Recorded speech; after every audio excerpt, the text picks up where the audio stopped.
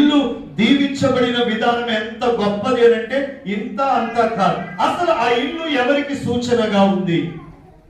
యేసు జన్మించినప్పుడు చోటిచ్చిన ఆ ఇల్లు, మొదటి క్రిస్మస్ పండుగ జరుపుకున్న ఆ ఇల్లు ఎవరికి సాదృశ్యముగా ఉంది, ఎవరికి సూచనగా ఉంది అని అంటే అపోస్తలుడైన పౌలు హెబ్రీయులకు రాసిన పత్రికలో ఆ ఇల్లు ఎవరికి సూచనగా ఉందో స్పష్టంగా బోధిస్తాడు. హెబ్రీయులకు రాసిన పత్రిక 3వ అధ్యాయం 6వ వచనం చదువుకుందాం. క్రీస్తు కుమారుడై ఉండి ఆయన ఇంటి మీద నమ్మకముగా ఉన్నాడు.